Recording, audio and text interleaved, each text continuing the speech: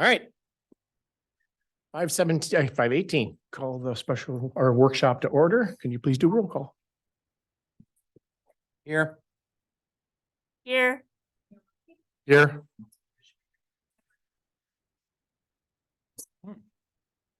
I get a motion to adopt the agenda, please. So moved. So move, Councilmember Cole. Second. Second, Councilmember Wong. All those in favor say aye. Hey, Aye. there's only two of us. That's it. I can throw it in there too every once in a while. I found it. Oh, I was thinking about it. Shake it up. I was going to. All right, topics. Going to start down your list the way it is.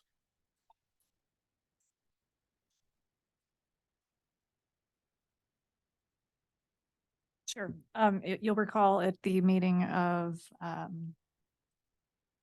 what was that? I think it was August 15th. We had Mr. Dobbs come in and do a presentation on the possible redevelopment of the site across the street, including Mulcahy's piece of property as well. So the total project would be a 1.72 acre site, 40,000 square feet of which would be owned by the city or is owned by the city, would be purchased by the developer, and 33,000 approximately is owned by Gary Mulcahy.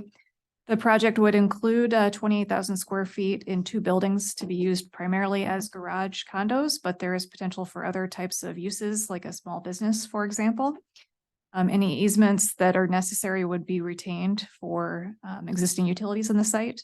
So we had that presentation by Mr. Dobbs on a day that we had funding budget discussion. So we were not able to have any conversation about how this body received that proposal. The Economic Development Authority heard the same proposal and concept presentation, and they have endorsed it to the city council. And so at this point, staff is looking for discussion by city council for direction on how to move forward.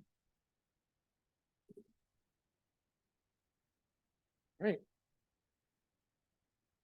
Questions? What you saw in the proposal? Yeah, I guess, one big question that keeps popping up in my, one big question that keeps popping up in my mind is the extent of the public benefit of this particular business and whether, it's serving a wide enough variety of people, because it is, public land we have now. So, when we put in this business, are we restricting access to maybe even being able to participate in it? Does that make sense?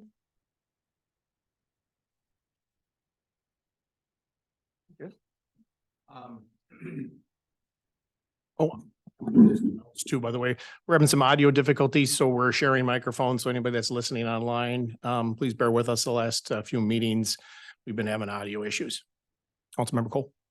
I guess if you're looking for guidance in direction, a thumbs up or a thumbs down. I guess my concerns with the development, number one is it doesn't necessarily match up with the downtown redevelopment plan adopted in 2022. It doesn't match with the downtown master plan, the 2024 comprehensive plan, or the living street plan. The area in question is not zoned, but depicted in two different ways. It's part of core downtown, and it's also part of downtown mixed use. In the way that the downtown mixed use was defined as its development that reflects a small town, pedestrian-friendly atmosphere, and redevelopment should be considered with the historic characters. I have no idea what vertical and horizontal mixed use means, but it does say that high density residency is appropriate. So, to me, it doesn't meet any of what we have set up in place already for the purposes of that land. Okay. Now, since there's only two of us, do we want to table it for 2 weeks? And gain other. It's up to you. I haven't heard your opinion yet, but I'm just. You want my opinion before Yeah. My opinion is part of it is we're taking some land was been up for sale for quite a while. Had people look at it and it really hasn't gone anywhere. It has that big easement down the middle of it, and plus we're taking private land. So to me, it looks like, for me, it feels like a mix to being able to take private and be able to use that land with the right of way we need for the sewer and the electrical. And plus the parking lot that Mulcahy has behind it for anything else that people use the car condos for. So for me, it's a good mix. I think they're gonna have the look, they're gonna do as far as they can do different looks on the front of the building, as far as facades and things like that. It's small businesses, it's not residential, people can't spend the night. They can come in, they can have we have people with apartment buildings all over the place. Some people have cars, that they want to move to apartment, but they got either different things they want to be able to have. And sometimes a car or condo is more reasonable when it comes to doing tax stuff. So for me, it sounds like a decent fit for being able to take both sides of the land and being able to use it. And as far as the buildings, our building, of course, across the street is a beautiful building. We have an auto body place next to it. That's a regular business, commercial. We have the Holiday, we have some of the older ones. So I think if the facade can be, have a good look to it in the front, and there's going to be coming in the front and the back. I think in my mind, it's a good partnership, because we're being able to take that piece of land that's been hard to, that people have backed out, and being able to use it with the other tenant that owns the other property.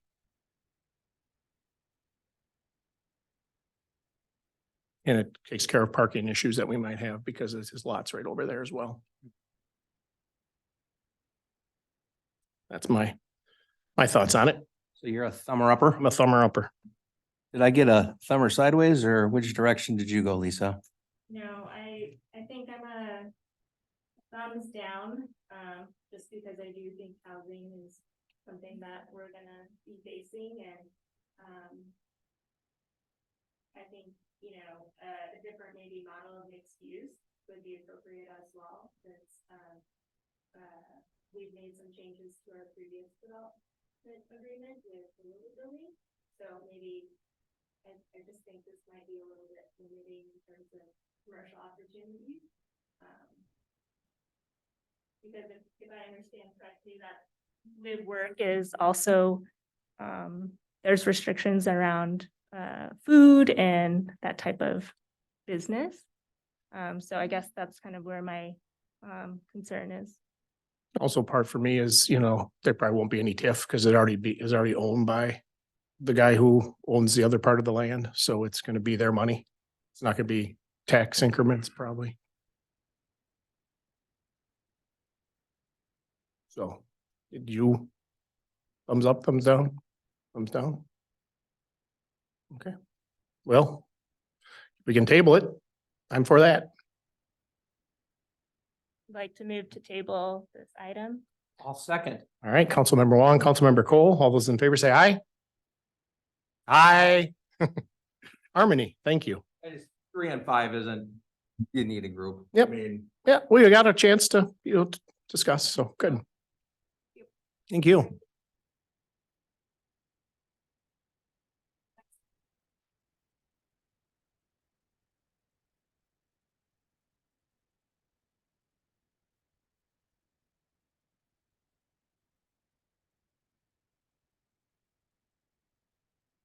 Hi there. Right here at this table, that'd be good. Sure. Gotta rotate my positions once in a while. Yeah, I get that. Welcome.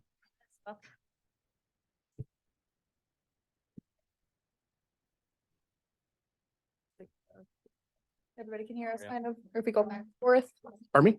can everybody hear us if we go back and forth? Yeah. Okay, Yeah, we know we have issues we're trying to resolve, so loud as we can. okay.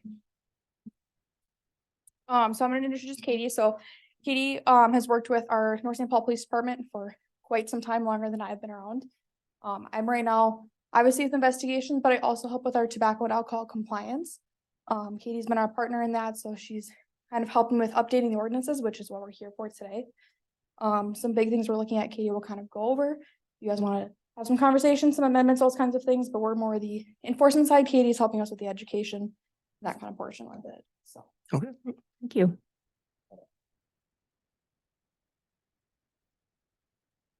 Everybody see what I mean? Oh, go ahead. Sure, guess there. All right, as you're pulling up the slides, again, my name is Katie Youngman. I'm the with the Association for Non-Smokers Minnesota. And I have the great privilege to work with this community for 20+ years. I've seen people rotate and chiefs rotate, but this has been a great partnership so far. You said, come help me, and we were able to do some problem solving together. So tonight, go ahead and go to the next slide. I'll be quick, so keep your fingers on fire.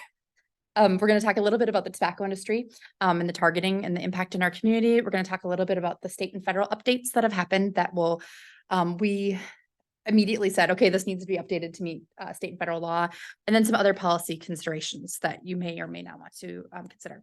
And then I just want to state for the record that tonight, when I refer to tobacco, I'm referring to commercial tobacco products, not sacred tobacco products used in spiritual or religious practices. Go ahead.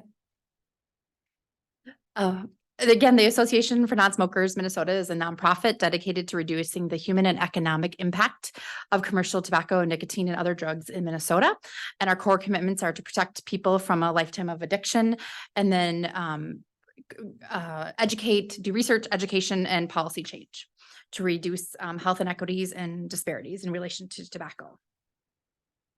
So this is kind of big, but this is a great model, and I think it really sums up how we do our work. As you can see, we call it the Swiss cheese a model of commercial tobacco prevention.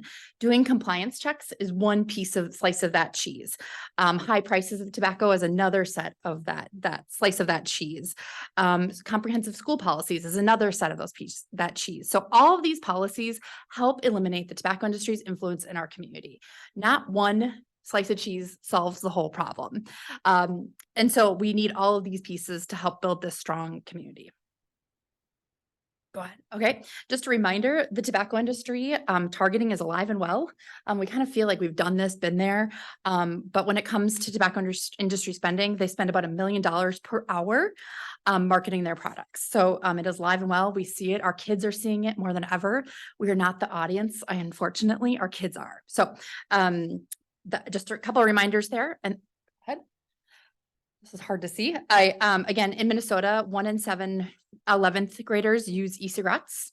We've seen that skyrocketed. The tobacco industry, we know, targets are Black, LGBTQ, and American Indian, and our young people.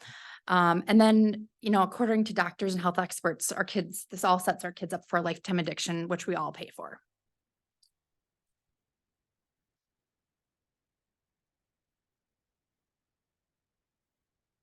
All right. We skipped one. It's okay. So commercial tobacco products, I just want to remind everyone that it impacts us all. Every Minnesotan pays almost $600 in healthcare costs. We could spend $600. My family of 4 could spend that, that money in a lot of different ways. So we all pay a price for this addiction and this industry influence. Okay, the tobacco industry targeting, just a couple points. As you can see here, smoking prevalence among Minnesota adults varies depending on socioeconomic and subgroups. As you can see, you're fine. So unfortunately, our Native American neighbors use at a pretty high rate. Those with poor mental health, low income, less than a high school education. And then you can see the Hispanic, Latino, and our Black communities. We're doing good with this microphone. Okay. So again, our Black neighbors, our Indigenous, LGBTQ, and our young people is really the focus of the industry. And then I just want to call it that racism is layered into everything we do. Unfortunately, the industry knows this. They're not an equal opportunity killer, as we like to say. We know that they kill our Black neighbors and vulnerable populations much more prevalently than white educated neighbors. In 2020, the House Select Committee on Racial Justice reported to the legislature on ways to improve racial inequity and justice. And one of the recommendations was to end the sale of menthol tobacco in Minnesota. Famous quote, you guys probably have all seen this. We don't smoke that, we just sell it. We reserve the right to smoke for the young, the poor, the Black, and the stupid. This is when I work with young people, this would get riled up. And I used to be one of those people, and I think we all used to be one of those young or poor, but we're not in that class and we're not being targeted. All right, tobacco industry products. I brought some samples if you have any idea of what I'm talking about, and it's, I actually don't know if I want you sitting next to this. Like your product, it smells really bad. Yeah. It does. Okay. Just gonna show some of my hot products. So they come in a variety of products. It's not just cigarettes like my grandparents or my aunts and uncles used to smoke, my dad. It's these cool, fun flavored products. I can pass this around. This is Fantasy. Fanta, like the drink. My kids love Fanta if they see it. It's like this. For fun. Hold that, I can fit in my palm. It smells like other flavors I have are peach emoji, mountain dude, and crazy. This is lime and grapefruit. So we know this is what our kids are using. They're using flavored products. 75% of Minnesota high schoolers and middle school students who use tobacco are using these flavored products. This is just kind of an evolution of what it originally started looking like, these e-cigarettes or vapes, as young people will call them. In 2007, they looked like cigarettes. Our kids know now, like, I'm never going to smoke. That's gross. So they've evolved into becoming very flashy, fun products that fit in your hand, that parents have no idea what they are when they're just sitting in your backpack. We have the Buzz, or sorry, yeah, go ahead. You're fine. It's all good. We're relaxed, right? All right. So again, 75% of our kids are using these flavored products. My famous quote that I hear from young people all the time is, I don't smoke, I just vape. And we laughed a bit about this as I put this as a title, but it's just a reminder, it's not a Minnesota problem. It's not a North St. Paul problem. It's not a Ramsey County problem. It's a national problem. They are alive and well, and they're excluding, or they're jumping through loopholes to market these products. I also want to note that where's this one? This product has 6,000 puffs. 6,000 puffs is equivalent to 2 cartons of cigarettes. And when kids are going through these in a day or two, that's a lot of nicotine. A lot of nicotine. Go ahead. So nicotine on the adolescent brain is not safe for our young people. It's highly addictive. And we know that youth who are exposed to nicotine are more likely to use other substances. It kind of opens up that gateway for that brain development to say, I want that nicotine, I want other substances. My brain is not going to naturally make those because it's been stimulated by nicotine. Who's on TikTok here? Mayor, come on, Mayor. I don't even have Facebook. Oh, gosh. Welcome to the Help him 1950s. Someone help him out. So I think a great example is our kids are on TikTok all the time. This is what they're seeing. I've asked students, like, what do you see? Where do you see the advertising? Because we don't see it at the gas station. We see a little bit maybe at a gas station, but they see it on their phone. And where are kids? On their phones, unfortunately. This TikTok, a couple of these TikTok for Elf Bar has over 1 billion views. So it is in their hands in every place that they're carrying their phones. This is other tobacco industry targeting. Blow It at Pride, again, targeting our LGBTQ neighbors. This is a mobile coupon for Enjoy. And then Loon is a Minnesota-based company, but again, it's blue raz slushy flavor. Again, our kids love it. Here's a couple other pieces of targeting that I wanted to share with Cinco de Mayo. Definitely targeting our Latino neighbors.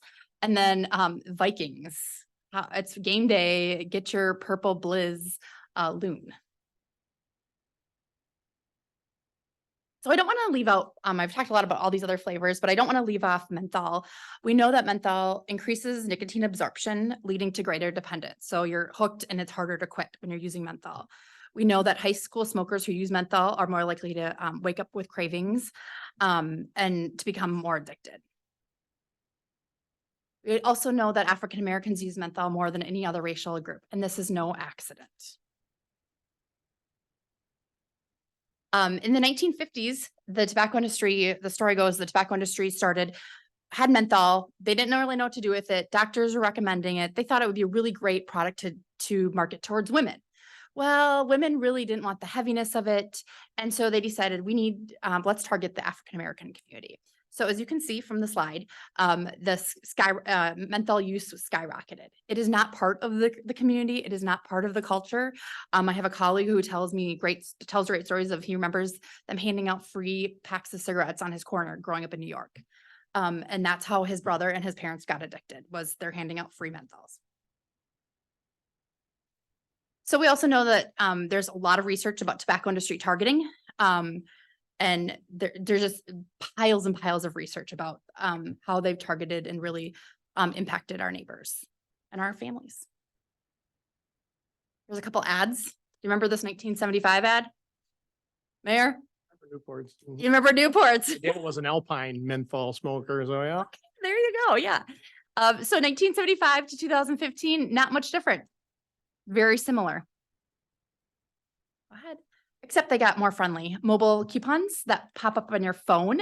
So if you're within a certain radius, like a half-mile radius of a place, you can click on your mobile app and a coupon will pop up for a limited time that you can then get that product with a coupon.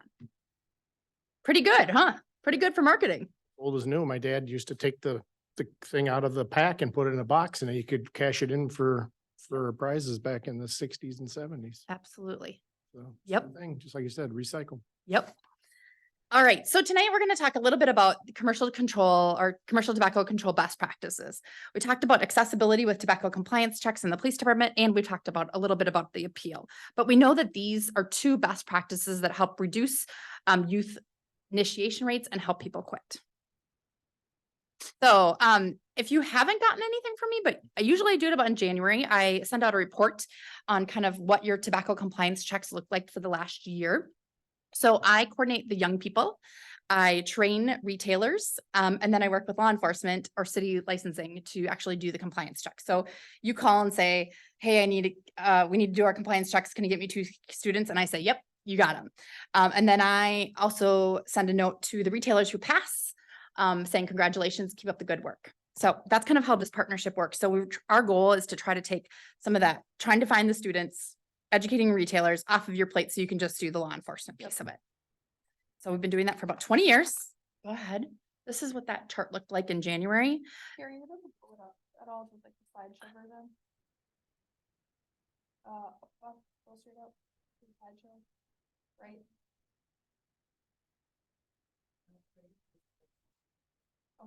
Okay. So just a reminder that you guys have 7 retailers, licensed retailers, in North St. Paul. One has failed. Twice in the last 2 years. And then there was a little bit of, before you were here, there was a little bit of things falling from the, well, how do I say that? We had a couple shuffles in who was in charge of alcohol and tobacco compliance. And then one of the officers who was doing tobacco compliance, was trying to just go through the learning process of what exactly the information we needed to create. And then that officer left our department. So we don't have any of that information since we're no longer in contact with that officer. So we've been trying to shuffle and make sure that we're back on there. When I started going back into the tobacco alcohol compliance, when I got put on light duty investigations, I've been working with Sergeant DeCory and the chief and with Katie, kind of figuring out that this is our communication wise and what we need to update with our statutes, which was a big thing when I took a look at it. I have younger siblings. I'm the oldest of 7. So knowing that this is out there is kind of, that's super impactful to me. Pretty sure both my brothers, even though they say they haven't, I'm guessing they probably have tried vaping. I was warned about the dangers of it when I was in high school, but they had ads everywhere. So between that, knowing the big fact that we just had the Juul lawsuit come through is something else too about it targeting our kids, but making sure that we're up to date with statutes is really hard for us to say. We can't convict somebody if our statutes aren't up to date. And the biggest one that was glaringly red to me was the fact that our city ordinances still say that we can sell to people who are considered minors, which is age of 18, which has not been true since I believe it's 2020, is when the federal ordinances and state statutes updated to after the age of 21. So that means for the last almost 3 to 4 years, we haven't been able to help enforce that. I haven't been able to look back too far into it, but we just want to make sure we're up to compliance, especially with the fact of knowing that it's $600 that a family can spend somewhere else. I have a family, Katie has a family. that money can, like we said, can be used somewhere else better. I grew up with a family of smokers. My grandpa actually unfortunately passed away from smoking. So if there's something we can do to try to curb that before it happens, this would be the best way to look at it, that we can all impact ourselves, but also impact our families and our community. So. Okay, so federal updates, tobacco 21. They regulate a few restrictions on flavored products from the Juul. It was this closed pod thing. And then the FDA has declared that menthol is harmful, but has yet to act. State updates, updated definition. As you can see, we put a draft together, but it's updated definitions around tobacco, smoking products, movable place of business, child resistant packaging, and then tobacco 21. So tobacco 21 occurred during 2020 and it increased the age to purchase to 21. It removed purchase, use, and possession penalties for young people. It really looks at holding the retailers accountable for responsible sales. It requires age verification for those under 30 and then signage at the point of sale. So that's what your state level policy would be. And then there's a revised penalty structure for the state minimums. Again, the state can set the minimum, local municipalities can go stronger. The state minimum for the first offense, if you sell to someone, is $300. Chief and Officer Mao had suggested $500. The second offense within 36 months is $600 as state minimum. Police department had recommended or asked for $1,000 with a 3-day suspension, and then your third offense. It really holds retailers accountable. And it shows that this is important. It's a privilege to sell tobacco products within our community, and we don't ever want them to get to that third offense. And we hope they never do. So by doing education and, but again, it puts some teeth to it. And then just a quick update on some other best practices that your neighbors have been doing are ending the sale of flavored tobacco products. That's kind of going across the state, limiting the number of licensed retailers. Little Canada has done that. Richfield has done that. And then zoning, proximity to youth oriented facilities and sign. It looks at sign code. Okay, so here's a list, this is really hard to see, of other communities that have regulated the sale of flavored products. Arden Hills, Roseville, Falcon Heights, St. Paul, Shoreview, Lauderdale, Richfield, Edina, etc. So it's kind of a growing movement across the state. And we hope there is a bill at the state legislature to also hopefully take action, but we know that all these little pieces help push the state. Capping the number of tobacco licenses. This could be done a couple different ways. That it could be done, or it was a way to decrease commercial tobacco through density and location. So if it's harder to get to, it's harder to keep using or ever start. So based on the population density in North St. Paul, you currently have 7 licenses about 12,000 residents, equal to about 1 retailer to every 1,700 residents. So you could look at it that way based on density. You could cap it on the current licenses. So you could say no more than 7, or you could put it at no more than 3. And then through attrition, it comes back down. And so when some place says, I'm not going to sell tobacco anymore, you just don't renew that license, or you could cap it at 0. So no new licenses. Little Canada and Bloomington have done the 0. Just a highlight of what that Golden Valley, Roseville has capped it at 4. Here's a proximity piece. This map was done a number of years ago, but it really shows the density of tobacco retailers within Ramsey County. So it's overlaid with population and density. So you can see in the higher concentrated populated areas, there's more tobacco shops.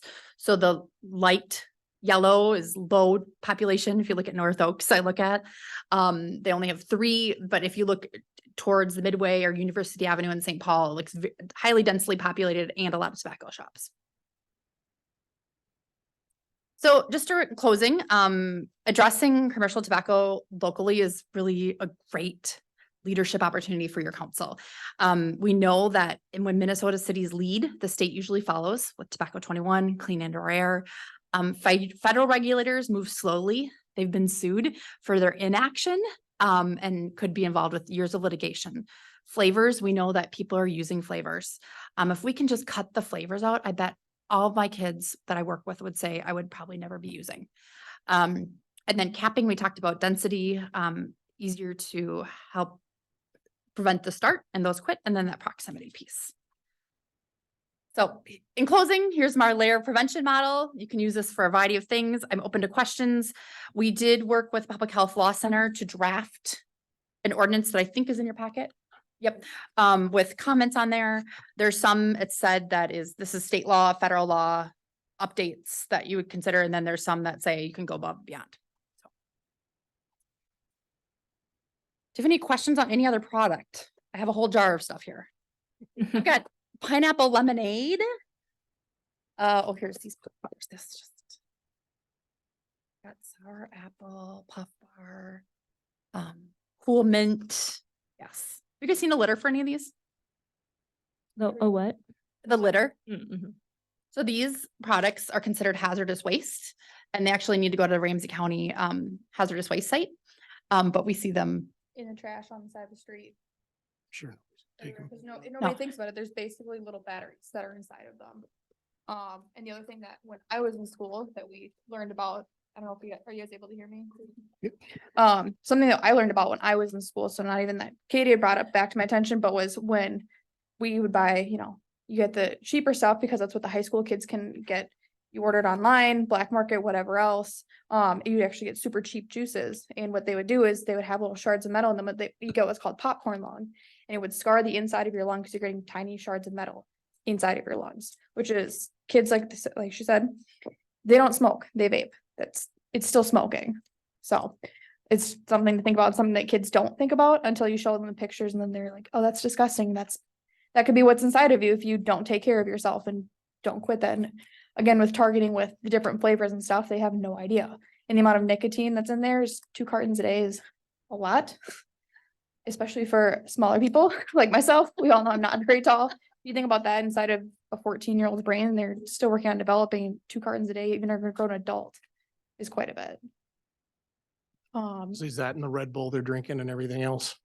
The nicotine, no, I don't believe so, but the amount of caffeine, I'm yes. saying, yeah, we had it all Yes. together. That's. Yep, you brain got has all of gotta that on there. suffer. It's not great. What other questions do you guys have? I know Kay said, obviously we have to update stuff for the federal stuff to come to the federal guidelines. That's not really an option. But the fact of bringing up like the differences in proximity, differences in flavors, because obviously it's not a state mandated, but that's an option for you guys as council to set up. What are you guys' opinions, thoughts, questions? So we have Katie at our disposal for a while, hopefully. Because I'm here at roll call, is it okay if I ask a question legally? I wasn't sure. I didn't make roll call. I didn't know how that worked. You're legal. Okay. When you do compliance checks on the stores, I don't know if you. When you do compliance checks on the stores, I don't know if you still use Explorer's program like you used to. Do those checks also count for the possible $300 to $500 fine? Or is that separate from the? So, go ahead. What do you know? So from part of it, so we actually use Katie's interns. Okay. Because at first we were gonna use our CSOs and we can't really use our CSOs. Only one of them works for the age requirement. Plus, it's kind of hard to say with the enforcement stuff. I have not had any violations personally when I've been doing them, for checks, but it would be something that we can enforce that way. And the better part is that it goes to the retailer rather than to like the sales clerk. You're punishing the people who should know better than selling to our kids. I just didn't know if the compliance failure counted Yeah. as, Yes, okay. I'm sorry. So there's yes, it does. Different compliance checks that are occurring. So there's a federal one to make sure that products are behind the counter. There's age of verification. Those are occurring. Those, the FDA does not communicate well to cities. I try to check it regularly, but it kind of comes and goes. So there's those checks that are happening across the state. DHS is doing those. Then there's the SINAR checks, which are educational, and there's about 100 of them done across the state. And then these are your local licensing ones, and this is where your fine would come into play. Yes. Thank you. Yeah, good question. Other questions about compliance checks?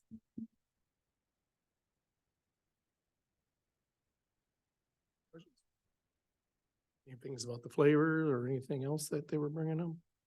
Yeah, first of all, thank you for presenting this. This is something that is close to me as well. From a personal level, my grandfather also died from tobacco smoking. So thank you for sharing that. I think that looking at the flavored component, as a person of color who also identifies as LGBTQ, I don't want that for kids, especially kids that may be extra exposed to it. So for me, I think very strongly about looking at that flavor component and yeah, getting rid of it. But that is my opinion. And I think, you know, for me, the data is very clear.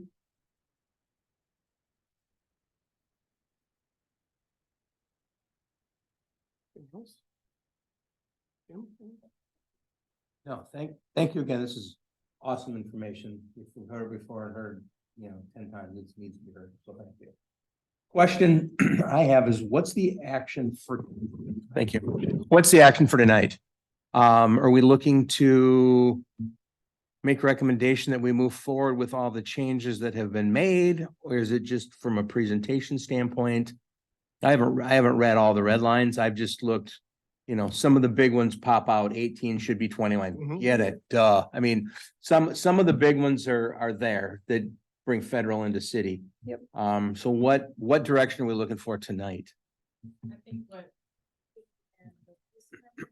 gone through is, these are the recommendations for the ordinance change. So then it would be posted online for 10 days, brought back to us. Okay, so staff reviewed this and are they aligned with? Your staff. Our staff has, and so like Katie had mentioned, so it's, Mitchell Hamlin Public Law is actually the one who looked over our city ordinance, and they're the ones who give us the recommendations so that it falls into state statute, federal statutes, all of that fun stuff. It just goes into the part of looking at, again, interest in doing, the proximity, the flavor, those kinds of things that aren't required by state statute to update. If you guys had opinions on those or things you would say yay or nay, we don't want this, or we want to take this and modify it, for what our needs are for the city. I mean, I wouldn't mind having further conversation along the lines of flavor, density.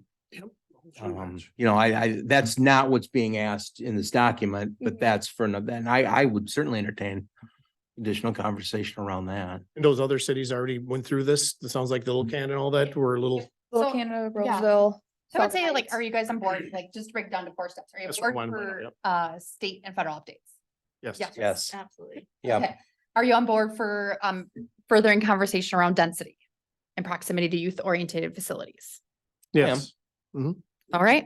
Okay. Okay, are you on board for there's no number in there, but license capping? Like, think of how many licenses you want to give out. When you say on board, you mean for the conversation? Further or- conversation. Yes. Yes. Further conversation, definitely not necessarily blanket on board. That was good. And then the last one is that flavor piece. Yeah, I'm open to it. Absolutely for further conversation, yes. There you go. 4 for 4. All right. So yes, those other communities have done it. The most, To be done. Yep. yep, the most recent one was Richfield. My colleague was there. And the other, I think there's been these policies in play for a long time, actually. You're not the first and you're kind of in the middle. But most retailers, we did an assessment this summer and most retailers are complying.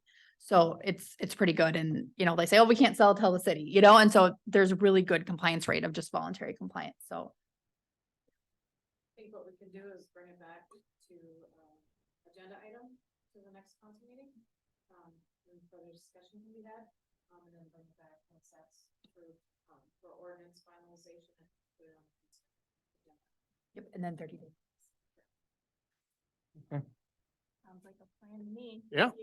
Thank you. Thank you so much. Yeah. Appreciate your time. Want me to leave any of this with you guys? Mayor has to go into treatment. You got it at the goodie box. Oh, Thank you both for your Thank time. you. Thanks. You're awesome. Sorry about being late. It wasn't my intention to slight you in any way, shape or form. Shasta Orange vape. Oh, Shasta, she's profiling you. Oh, I'll say. No, I'm sorry. It's Wow. Fanta Orange. Those are all brand new.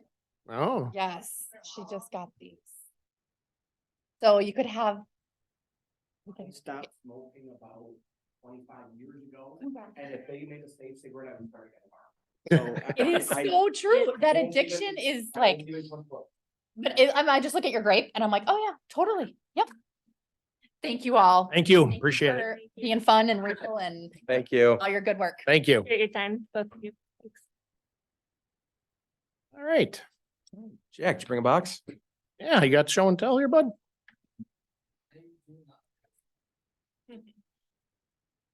Well.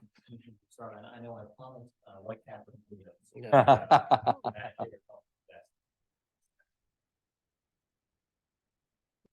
All right, This, do you want me, where's here fine? You want me over there? Okay. great. You have anything you're gonna be popping up or? Yes, you should have a PowerPoint that was part of the agenda items. By the look, and I think so. Don't make her cry. She threatened to do it once today.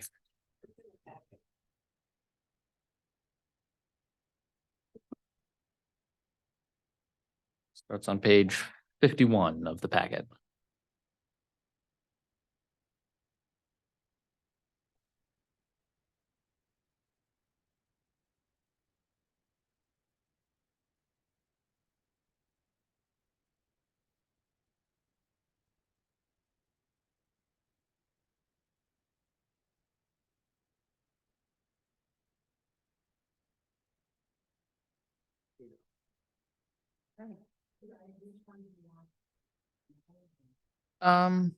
Just we're starting with the PowerPoint. Yeah.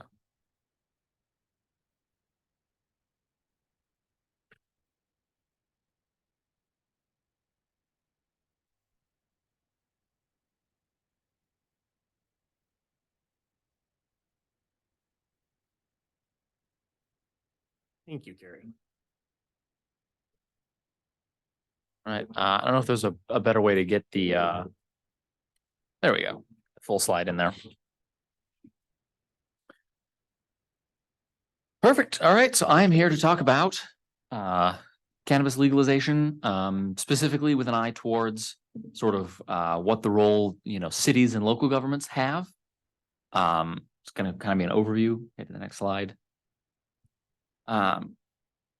This is a pretty broad overview, and again, sort of focused on the city parts of it. At any point, I'm happy, I have kind of an outline. I can just sit here and talk at you for the next, we got about half an hour. But feel free to jump in at any point if you have sort of specific questions you want me to address something in particular. So kind of the high level, it happened this year, put a big old asterisk on that. The law got passed this year. Not everything takes effect this year. It's a very deliberately sort of phased implementation. 25 minutes. Okay, yeah. Recurring theme that's probably going to happen tonight is you're going to ask me some questions and I'm going to say, boy, that's a really good question. I wish I knew the answer to it. It's a pretty comprehensive bill. It's about 350 pages or something of legislation, but there's still a lot of details still to be worked out. There will be a lot of gap filling regulations that are going in there, but we haven't seen those yet, so we don't know how they're going to necessarily shake out. Kind of from the 30,000-foot view, there's kind of three main prongs. So first, legalize private individual purchase, use, possession. That's happened already. The second one is there's going to be a sort of regulated commercial market. So you're allowed to have it, you're allowed to buy it, you're not allowed to sell it yet. So the whole sales process is going to be regulated. There's a new state agency for this. We'll spend the most of the presentation talking about that probably. Then the third big prong is there's an expungement of convictions under the previous laws. So if you were convicted of simple drug possession or sort of marijuana crimes previously, I'm not going to talk about that because it is a completely state level process. There is no involvement from the city. Big footnote on all of this, no change to federal law. We did get some exciting news yesterday or late last week that there's an official recommendation to reschedule marijuana to a Schedule 3 controlled substance. It's currently at Schedule 1. That's still just a recommendation. I think we're still looking at 2 to 3 years until that action would be finalized. So for right now, no change to federal laws. So use kind of that first big prong. Broadly speaking, permits individual adult use and possession, and that's similar to tobacco, like we just discussed. That's defined as 21 and up. There's some limits on how much you can possess. They're pretty high limits. We don't necessarily know that anyone's going to be struggling with the amount you're allowed to possess. Generally speaking, the law says that you can use in private residences, private property, and on a licensed premise. And then there are some specific places where you're not allowed to use it. There's kind of a gray area for sort of, you know, if it's not a private residence or private property or a licensed premise. It seems like it is illegal to use, but there's not necessarily a penalty to use. You know, leave it to you whether that's meaningfully different from being illegal. The city has some role here, so you can adopt an ordinance, and North St. Paul actually has already, imposing a petty misdemeanor for some use in public. I believe the city went with just smoking use in public. There's some restrictions on, you know, sort of secondhand smoke, possession in schools. And then as of right now, there are no rules about multifamily housing. Starting 2025, smoking will be banned in multifamily housing. For sort of employment purposes, generally speaking, again, broadly now legal for adult use. There are these 7 categories of employees who are still allowed to be drug tested for it. So it's not necessarily a crime any longer, but there are potential, particularly for, you know, peace officers, firefighters, there's potential employment consequences. There's also potential licensing consequences. So anyone who needs a CDL, that's done by Federal Department of Transportation. It's still illegal. They still test for it. They will deny your CDL if you use cannabis. If you have a firearm, that's through federal ATF. They think it's illegal. They test for it. They will deny your firearm. They, as we've seen in the news, they will potentially prosecute you if you are, you know, purchasing, using a firearm while being a cannabis user. So definitely something worth sort of highlighting to city employees that, you know, yes, broadly, this is now legal. There are still potential consequences, particularly given the lack of sort of day of testing. Testing is not currently able to distinguish between currently high and, you know, have used potentially as long as, you know, weeks to a couple months ago. So just be very careful for, you know, employment purposes.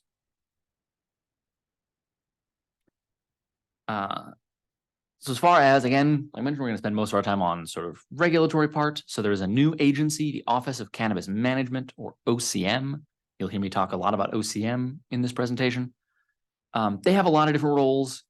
They eventually will take over all regulation of recreational and medical cannabis. Again, there's kind of a phased process to get there. We'll kind of talk about some of the specifics of that. They also have quite a lot of new rulemaking authority, although I don't think they even have a director yet. So we haven't seen any proposed regulations to know what shape those are going to kind of take yet. Commercial regulation is going to be pretty comprehensive, be a bunch of license types split from, you know, they sort of seed to sale. It's going to be further split between sort of full strength and lower potency. So we're going to see a divide between cannabis, which is, it's based on the concentration of THC, which is the active ingredient, sort of what actually provides the high, and hemp.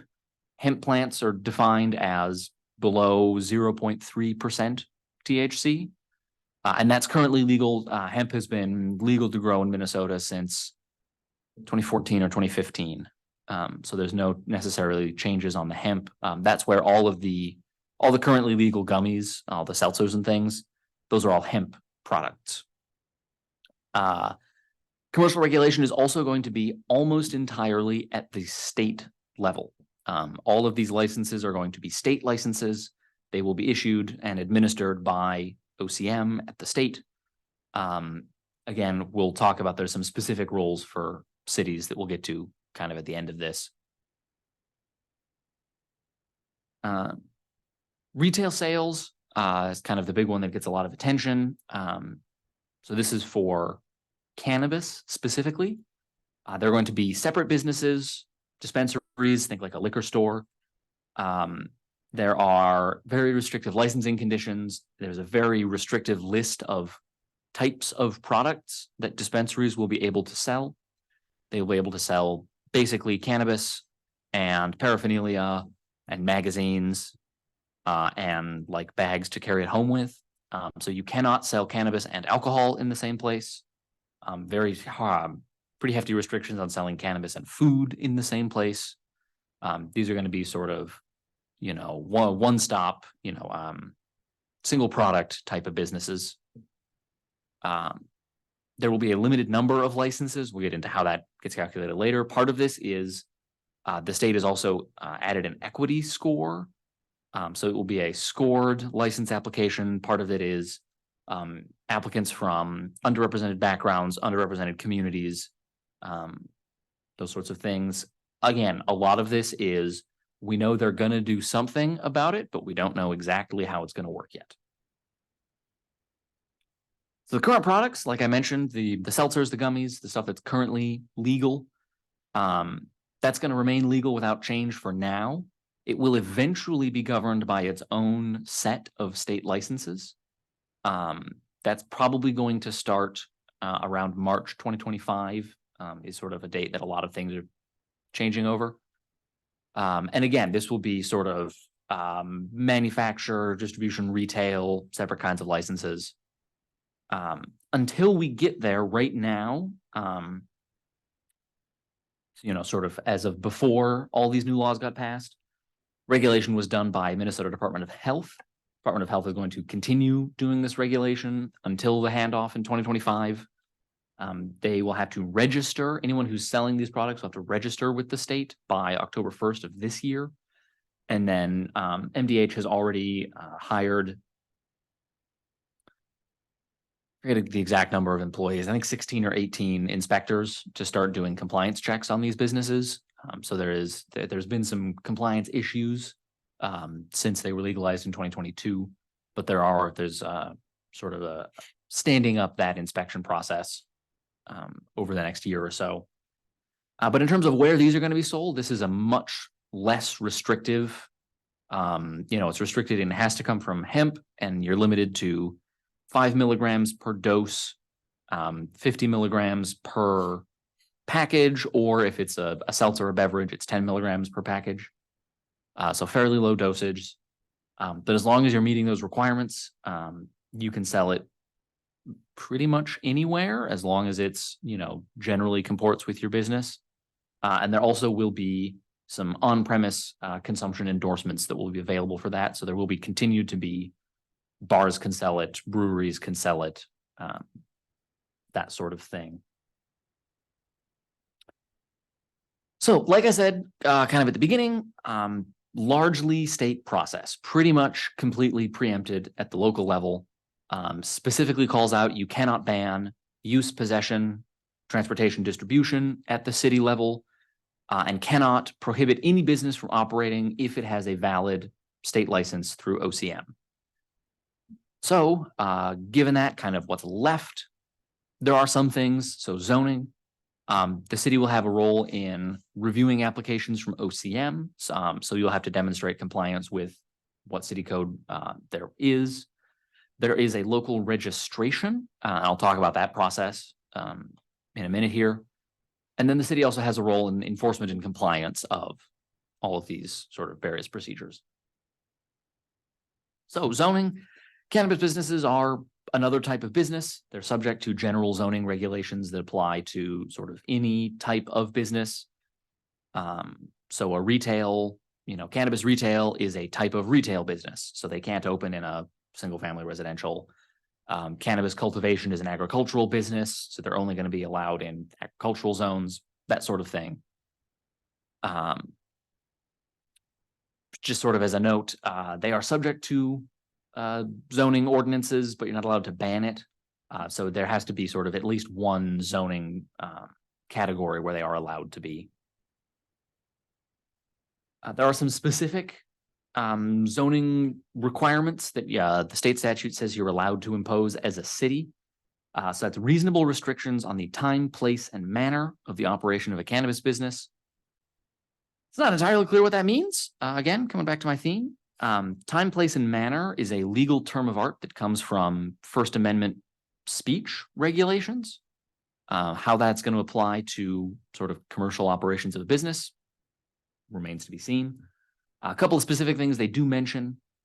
So it specifically mentions you're allowed to impose setbacks on the sale of cannabis. And that's up to 1,000 feet from a school and 500 feet from a daycare, residential treatment facility, or attraction within a public park that is regularly used by minors. So that's going to be things like, playgrounds, potentially baseball fields, water features, those sorts of things. And then again, you're specifically given some amount of power over hours of operation. It is an extremely confusingly written statute. Basically, there are some hours that the businesses definitely can operate. There are some hours they definitely can't operate. And then the city gets to make a decision on those hours the state hasn't decided. The city gets to come in and say, when are you allowed to operate? Also within zoning power, there's a specific moratorium authority. City can pass a moratorium prohibiting cannabis businesses. Unlike the normal zoning moratorium, which is a 1-year moratorium, here it has a specific end date. It's until January 1st, 2025. So you can prohibit it until 2025, but it's already prohibited if you don't have a license. And OCM has already said that they're not going to be ready to issue licenses until March 2025.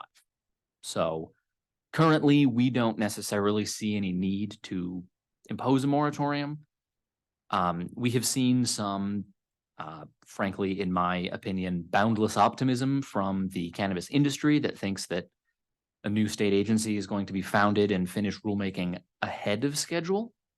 I don't necessarily see any risk of that, but there's also not a particular cost to passing a moratorium if the city wanted to, just to make sure we're covered on that. Like I mentioned, licensing involvement. So these are all going to be city or state licenses. They're going to go through the state agency. But once the state agency receives a completed application, they will forward it to the city. The city gets 30 days to review for local, zoning, fire code compliance. And then can provide any additional element information it believes is relevant.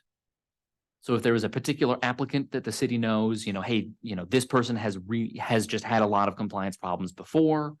There's a particular location, there's been a lot of gang violence at this location, or this location is, right at a major school bus stop or something like that. That's the kind of information that the city can pass on. The state will presumably then be free to ignore it if they feel like it, but they are specifically asking that you provide it. So there is some involvement. Like I mentioned, there's a local registration. This functions kind of like issuing them a license. Any business making a retail sales, including the low potency stuff, so including the hemp, must register with the city. It's kind of like a licensing application, except there is no discretion on the city's side, right? If they have the state license, if they've paid their fees, and if they pass a compliance check, then you must issue it to them. So you're not allowed to sort of pick and choose. You are allowed to limit, they're allowed to charge some fees for that, and that's capped as sort of maximum fee or half of the state licensing fee. And then there are limits on the number of registrations that the city sort of has to issue. It's not fewer than one license per 12,500 residents. For North St. Paul, that potentially it's either 1 or 2, depending on which year of the census data that we're looking at. It has not quite been decided how that's going to get defined. I believe based on the 2020 census, which is the last sort of hard data that we have, it would be 2 licenses. And it has to be sort of, you have to issue at least those 2 licenses. You could decide to impose a cap that is higher than 2 licenses. You could say no more than 3 or 4 licenses, or you could leave it uncapped and say, you just sort of leave it to the market. You're also allowed to decline registration if there's 1 active registration per 12,500 residents across the county. For Ramsey County, I forget the exact number. I think it's 85-ish stores. It's not entirely clear how that is going to work either. We presume that the state is going to have a list of active registrations. Again, that is a may do, not a must do. So the city could decide to cap it at that number or could decide to allow more. But there's sort of a floor to how many you have to allow. Enforcement and compliance, like I mentioned, public use ordinance, cities passed that already. There will also be some amount of city compliance checks. So that includes age verifications, operation requirements. It seems like this is going to look very close to liquor store compliance checks or tobacco store compliance checks. You know, we're going to get a volunteer teenager. They're going to go in, try and make a sale. We'll see if it happens, if they get carded or not. Compliance checks have to be done at least once per year for each license holder. City retains, of course, all, standard zoning, sign ordinances, snow removal, loitering, all of the usual city powers for business regulations also still apply. What happens if we find a problem with one of these businesses? So there's a complaint process. It goes to OCM. The city is also allowed to suspend that registration. So in order to have a business that is legal, you have to have a license from the state and a registration from the city. If you don't have that registration, if it's been suspended, then you're not allowed to make any sales. And the city can impose a civil penalty of up to $2,000 per violation, which means per sale, if a business decides to sort of thumb its nose at the city and just keep going. The city is only allowed to suspend that registration for up to 30 days, maximum 30-day action. Beyond that, so on the day that you issue the suspension, you then have to notify the state. And then it's a state decision if the state wants to take a longer suspension or revocation of that license. The state can do that, but the city is capped at a 30-day suspension. There is within the statute, there is an appeal mechanism for those state sort of permanent actions. There is not a statutory appeal mechanism for city actions, but you're still closing a business for 30 days. So we would recommend, to avoid, potential constitutional claims, we think the city probably should have some kind of an appeals on that as well to sort of process these registration actions. Some financing, the money part, how is this all getting paid for? The initial law contains about $70 million in state funding. Long-term, there is a 10% sales tax on all the sort of gross receipts of hemp and cannabis. That's fairly low as far as cannabis taxes go. We've seen some indications the idea is to sort of keep the legal products cheap to try and sort of squash the black market. Because of course, if it's cheaper to just go to your guy on the street corner, people will do that still. Of that tax money that gets collected, 80% goes to the state, 20% there is a dedicated fund that gets split between counties and cities. It works out to about 1% of gross sales of hemp and cannabis will go directly to local city government aid. And that's going to be distributed sort of based on the share of licensed businesses within each city. But it seems like that's potentially going to be a fairly substantial amount of money. There will also be a lot of model ordinances and model policies coming out of the new state agency. So it seems like there's going to be a fair amount of guidance and support for doing some of these, compliance checks and things as well. So we don't anticipate it being, sort of a budgetary burden to handle these businesses. Like I said, a lot of state aid and assistance for this. There's also going to be a lot of, seems like there'll be a lot of grants and training. There's particularly there's financial aid for law enforcement for things like impaired driver assessment, field testing and evaluation, drug recognition expert testing. 3 minutes. Okay. So that's a lot of information that I've just dumped all on your plate. Next steps to think about: zoning, look at sort of updating potentially general regulations, things like, loitering. Starting to look at those business regulations, particularly the setbacks. Although again, we're going to start seeing model ordinances at some point, so we're mostly going to be waiting on those. Researching some of the trainings that are going to be available. Start looking at maybe updating employee policy. Employee policies generally say something to the effect of no illegal drug use. Cannabis is no longer an illegal drug, so make sure to clarify that. You have kind of a list of our proposed potential ordinances that we'd need. And then last couple of minutes for any questions. Make sure I got to everything. Oh, one thing, I did get a question from Councilmember Cole about, can the city own a dispensary? Cities can own a dispensary.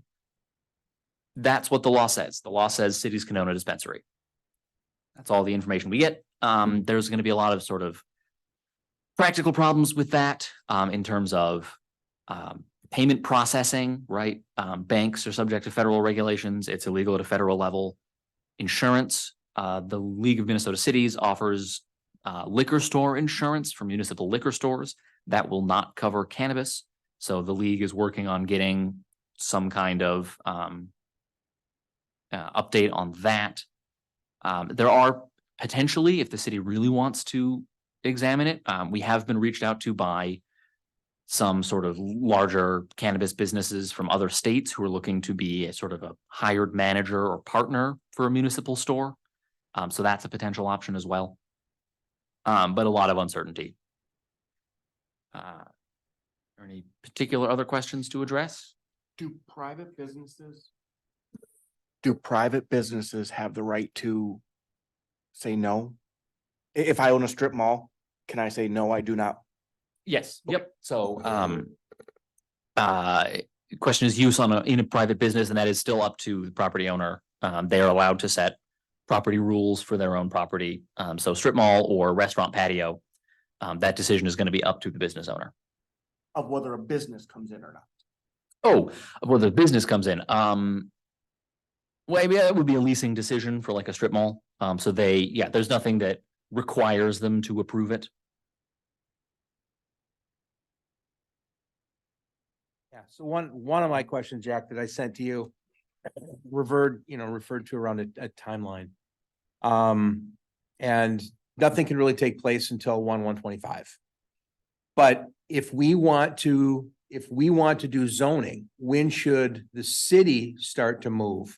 And the reason my question is, couldn't someone come in and acquire property today that's currently not zoned to not sell cannabis, move forward and fingers crossed that they're going to get the business, and then the city is restricted to what they can do? Can they rent properties? So they could buy a piece of property, they could rent a piece of property. At this point, they are not a business that is operating, and so that risk is entirely on them. Okay. If someone wants to buy a property in the hopes that it will stay in an allowable zoning district, it's not a prior lawful use because it is not an active use until they have that state license. Potentially, if we want to look at some of those hemp restrictions, that we might want to move a little faster on because those products are legal for sale currently. So that might be something to, move forwards on. Although again, those products have been legal for sale since 2022. So if we haven't necessarily seen problems with that yet. And they also haven't needed to notify the city or ask for the permit to sell. They haven't yet, no. So starting October 1st, they have to register with the state. And then starting March 2025, state license register with the city.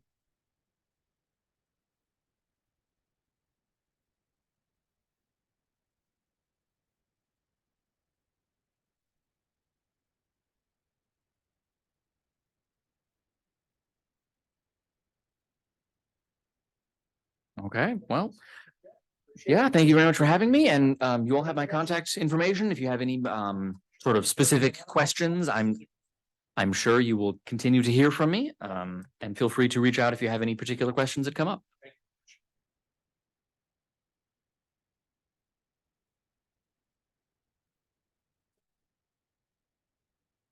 So moved, Your Honor.